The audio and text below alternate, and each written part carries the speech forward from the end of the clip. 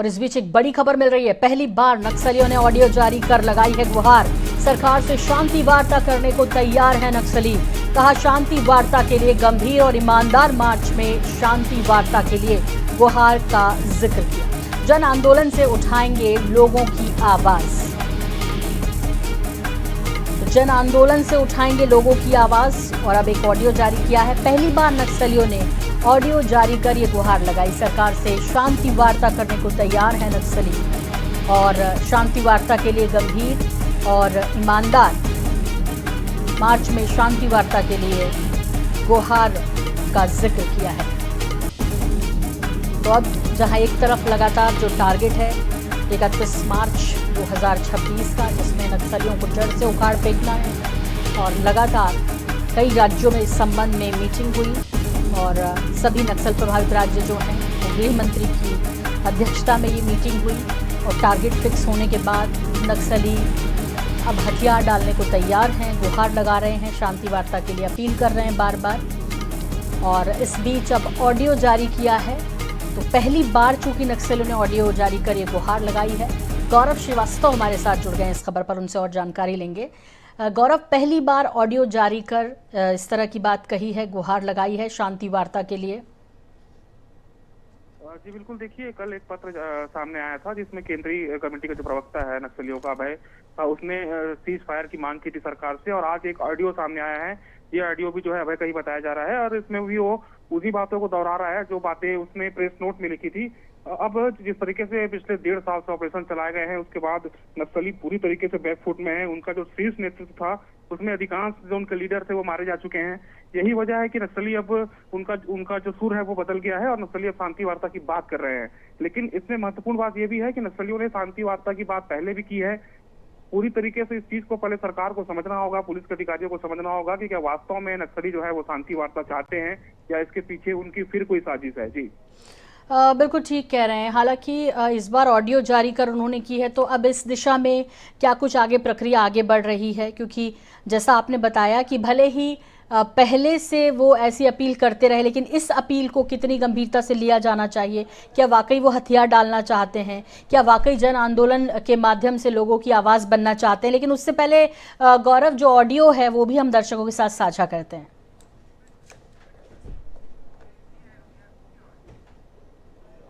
Communist party माओवादी केंद्रीय committee press विज्ञप्ति दिनांक 15 अगस्त 2025। हथियारबंद संघर्ष को अस्थायी रूप से त्याग कर भारत की उत्पीड़ित जनता की समस्याओं का निराकरण के लिए जन संघर्षों में भाग बनेंगे।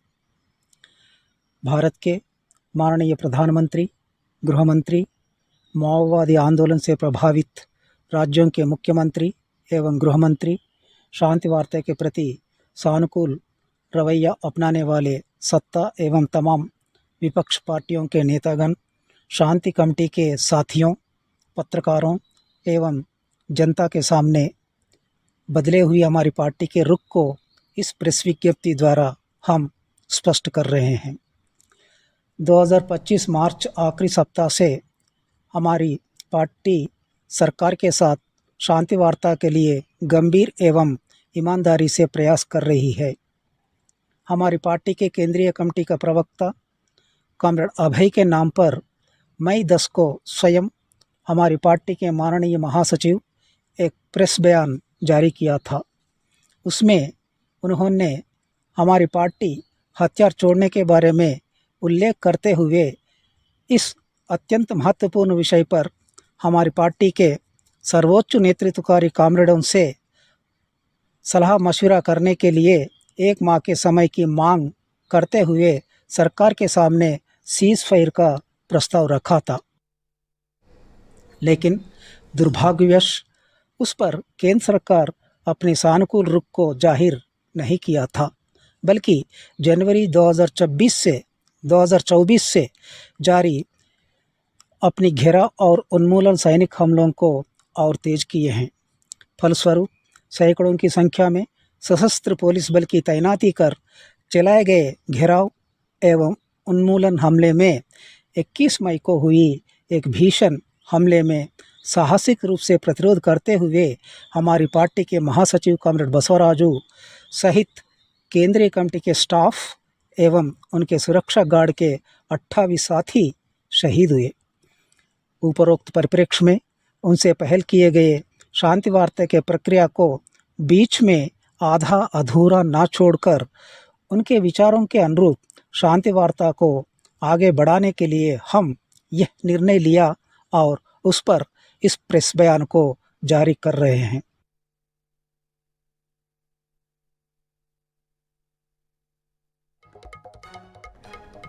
तो ये पूरी बात सुनी जो नक्सलियों ने ऑडियो के जरिए गुहार लगाई है।